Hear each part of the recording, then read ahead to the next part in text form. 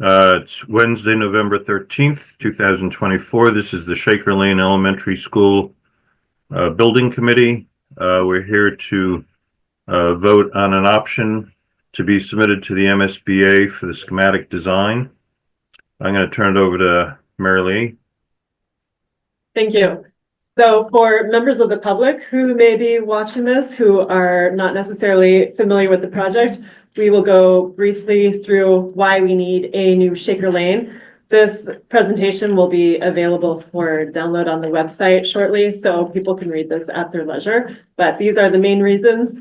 This is not an exhaustive list. And then we'd like to show a few photos of the conditions inside of the buildings, mostly issues with there's not enough classrooms. The classrooms that they have are too small. There's a lot of classrooms and offices that don't have windows or are otherwise not suitable for an ideal educational situation. The kitchen's too small. There's food storage in the loading dock area because there's not room in the kitchen. This is, again, a short list of all of the issues with the building. All right, so getting into it, a reminder of if people were not at the town meeting, we went over the estimated cost of the project. We were looking at 3 different options, and the total project cost was going to range between $92.2 million to $104.2 million. This is a large number, so to put it in context, this is a comparison with 6 of the most recent elementary school projects that have been done through the MSBA. The other 6 projects, these are estimates that were done at the end of schematic design. We are not quite at schematic design yet. That will be our next set of estimates, but it sort of allows you to make a comparison and see that this really is how much schools cost. And if you look at the cost per square foot, we are right in the middle of the pack. And then if you account for escalation, the earliest project here is New Bedford back in December of 2023. And in the past year, almost a year, the escalation has been around $50 a square foot. So if you add 50 to those older projects, we're even more in the middle of the pack, looking pretty good in terms of the cost per square foot. So a little bit of context on that for you. And then I'll turn it briefly over to Steve to talk about tax impacts. So the information is the same as what was presented at town meeting right now. Still looking at the 3 options, as was just mentioned, $92 to $104 million. Looking for a range for an MSBA reimbursement, somewhere around $30 million. So the net cost of the town could run anywhere from 60 to 75 million. As the town places its debt, the highest impact is in the first year, and right now we're estimating that first year tax impact to be anywhere from $1,400 to $1,800, depending on which project is selected. After we narrow down this option and do a couple more things as far as construction, we hope to have a tax impact calculator up on the town's website sometime early January of 2025. Looking to place the final bond sometime in FY 29, so it's still a long time out.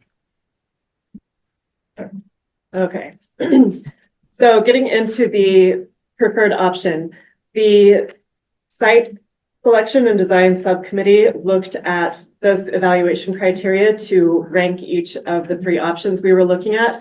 This was a list that was approved by the full SBC. It's very similar to the list that was used when we were selecting the initial 6 sites back several months ago. So the results of that survey are shown here. Every single member of the subcommittee voted and assigned a value of 1, 2, or 3 to each one of these options, 1 being worst, 3 being the best. They had the ability to assign ties if they felt that 2 options achieved something equally well. And the overall scores were, in last place was option 2.1, the Ad Reno at 177. In second place at 371, we have option 3.2, which is new construction at the lower field. And in the first selection option, the top selection is option 3.1, which is new construction at the upper field. So this is the recommendation based on the rankings by the subcommittee. Does anybody from the subcommittee want to say anything about these results? If I can just mention briefly, I mean, there's obviously it's very close between 2 and 3. So could you guys go through maybe some like really quick points of like what the major differences are between those? Yes, absolutely. So let me see if I can zoom in here. Kind of more of like the functional, educational level. Obviously the location is different, but Yes. So when we were evaluating these options, the shape of the building is still pretty diagrammatic at this point. We're intentionally not showing the interior layout because the interior can change. It's going to change based on future conversations with the district and what they need and how things sort of pan out. So this was really about selecting where on the site the project should go. If there's things that we like from this, we can incorporate that into the top selection as we move forward. So it's more about just site organization than about anything educational. The big difference is in 3.1, we have a really nice organization where everything from the major spaces surrounding the main entry, which would be the cafeteria, the gymnasium, maybe the media center, could be available for public use outside of school hours. Everything from those spaces to the south would be available for community use. So it makes it really easy for people to drive in and access the fields, really clear site circulation, and really nice separation between public use parking versus school parking. And then in option 3.2, on the lower field, this option, due to the constraints by the wetlands setbacks, this sort of has to bleed out on that site and sort of encroach on the upper field a little bit, which takes away one of those baseball or softball fields. So when looking at this option, it sort of splits the site in half. We have a field up in the top corner, which is separated from whatever fields go down here in the lower corner. And it's just not as nice circulation for people using it outside hours. So that's really the main difference between these two. So for 3.1, you get a longer runway for the queuing to happen, as opposed to 3.2, where it's a little more compact. You're getting to the building sooner, which for many reasons it's beneficial to have that longer runway away from the road. Yeah, get the congestion out of the neighborhood. Yeah. And all of these options are 2-story, correct? Correct. Yes. 3.1 also isolated the school a little more so that, during the day, during operation, we wouldn't have people behind the school, et cetera. So it just, that was one of the points I considered when deciding on 3.1 or 3.2.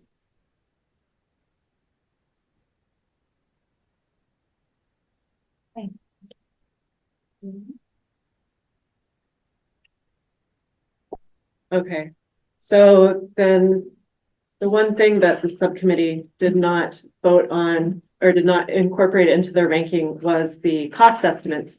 So this slide sort of has all the information here that you need, cost information and the scores of the 3 different options. So I'd like to open it up to discussion for all the members of the SBC.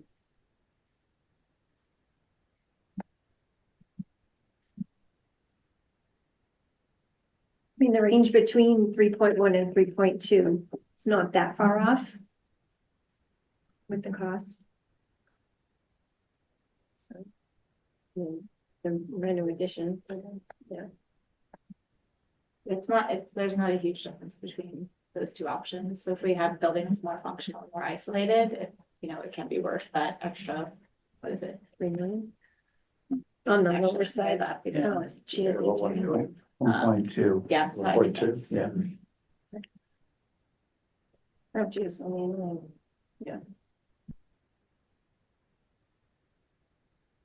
the reimbursements are gonna be similar between the 2 as well, right? Because it's a brand new building, so we It should get be as the much same. reimbursement and Yeah. those things as we can, so. Did you have any earlier slides, some of the points in terms of where, the slide before that showed that? I'm just curious how they, because they both scored pretty closely, so, got the table on the left? Should we zoom in on the table? Would Yeah, that be yeah, helpful? I can see it. Well, there's not much I can. That's, yeah, that's good. I was just curious how, so the site was on the upper field, was a clear winner. Mhm. And, yeah, because that's really the primary difference between the two options, really, Yeah. Is the location. is the site. So that's what you're paying that premium for, and then the scoring sort of demonstrates that that was the case, because everything else, general and Yeah. sustainability would be essentially the same, so. Yeah. So it's just, again, a little further away from the street and essentially, I'll say it's the same price, but this is 1.2 million, but, in this case. Yeah. And as we get into schematic design, the next phase, we'll continue to massage and scrub and make sure that we're allocating properly and not running wild with the site. So it's really going to be contained for the purpose of the community, for the purposes of for the school as well, so. Yeah, one thing that happened between the last set of estimates that we got and this set of estimates is that the overall cost came down. And I think that's a reflection of, as we go through this, we find out more information, so we're more confident in the numbers. And also, we're looking for ways to save and ways to make things more efficient. So whichever option gets chosen, 3.1 or 3.2, through schematic design, we're going to continue to look for ways to make it more value, like more value per dollar.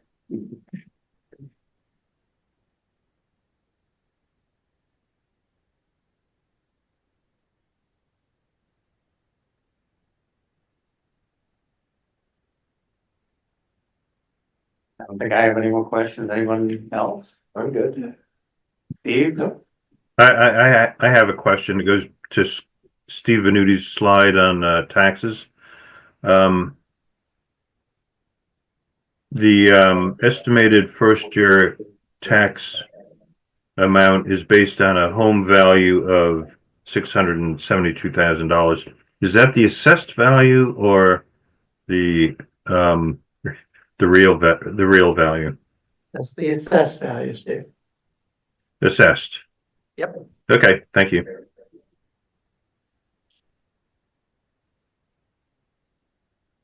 Any other questions? No?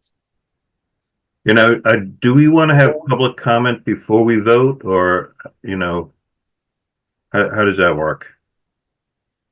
We could do that, Steve. I don't know if there are any members of the public, are there any members of the public here? Is there anybody online? A few minutes. Yeah, There was. yeah, you can ask. No, she's. Is Do we there, have somebody or? is there anybody online? No? No? Okay. It's, the only online is Suresh.